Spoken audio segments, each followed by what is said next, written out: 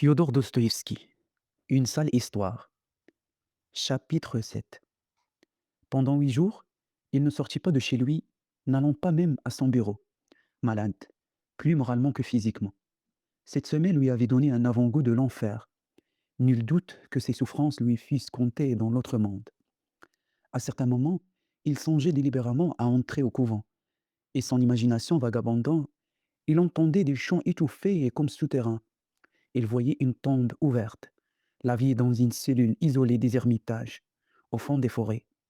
Mais secouant la hantise, il s'avouait que toutes ces rêveries n'étaient que des exagérations morbides dont aussitôt il avait honte. D'autres fois, c'étaient des accès de regret. Il croyait son existence manquée. Après, l'âme un peu plus lucide, il luttait contre cette emprise et essayait de chasser ses répugnants souvenirs. Puis, à nouveau, d'autres images venaient défiler dans son cerveau. Que dira-t-on quand il entrera dans le bureau? Des murmures ironiques ne le persécuteront-ils pas pendant l'année entière, pendant 10 ans, et même pendant toute son existence? Cette idée le rendait pusillanime. Il était prêt à courir chez Semyon Ivanovitch et, après lui avoir demandé pardon, à le supplier de lui rendre son amitié.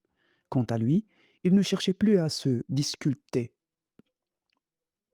Il s'accusait, ne se trouvait aucune excuse et simplement s'abîmait dans la honte de lui-même. Il pensait parfois à donner sa démission pour finir sa vie dans l'éloignement du monde au service duquel il avait voulu se consacrer. En tout cas, il était décidé de renouveler son cercle d'amis et connaissances pour effacer chez les anciens jusqu'à s'en souvenir même. Mais aussitôt, il trouvait stupides ces dernières solutions et se disait qu'une grande sévérité à l'égard de ses subordonnés finirait bien par éteindre toute mémoire de cette affaire. Cette pensée lui donnait de l'espoir et des forces. Enfin, après 8 jours de souffrance et de doute, ne pouvant plus supporter cette angoisse de l'inconnu, il se rendit un beau matin à son bureau. Naguère, restant à la maison, il avait cherché 1000 fois à se présenter cette rentrée. La terreur le reprenait des murmures suspects, des figures allongées et faussement indifférentes, des sourires douteux qui allaient le saluer.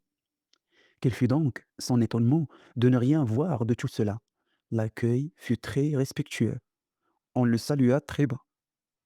Tout le monde était sérieux et très occupé.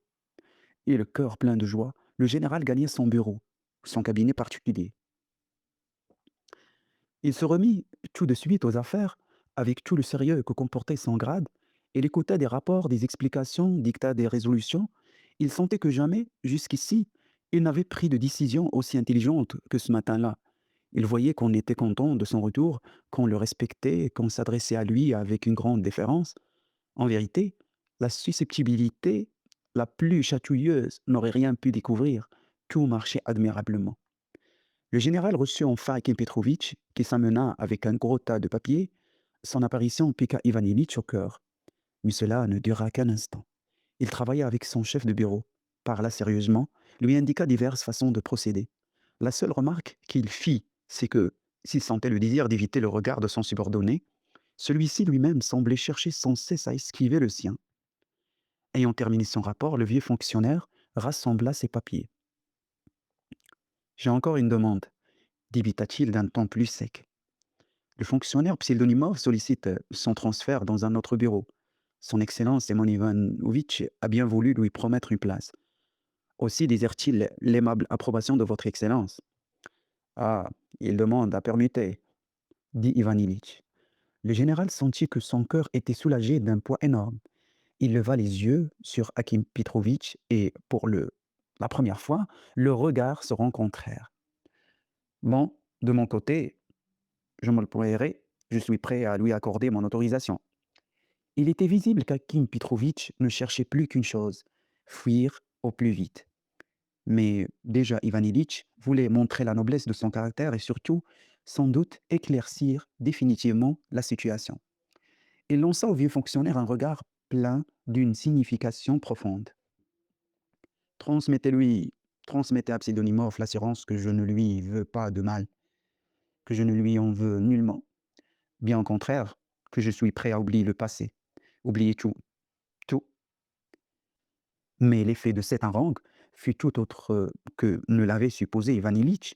Akim Petrovitch, qui jusqu'ici avait paru être un homme raisonnable, semblait changer maintenant en un parfait imbécile. Au lieu d'écouter, il rougit jusqu'à l'invraisemblance, et faisant force petit salut, autant dire inconvenant, il cherchait en marchant à reculons à gagner la sortie. Tout son aspect exprimait le désir de se cacher sous terre, ou plutôt de se réfugier dans son bureau. Resté seul, Ivan Ilitch se leva, pris d'un trouble indicible. Il se regarda dans la glace et ne se reconnut point. Non, il n'y a que la sévérité. La sévérité, la sévérité, disait-il dans un murmure presque inconscient. Une rougeur subite envahit son visage. Une honte, une gêne lourde le crispait tout entier. Une gêne plus forte que celle dont il avait senti l'emprise durant ces 8 jours de maladie. Je n'ai donc pas encore assez souffert, se dit-il en tombant dans son fauteuil. Fin du livre.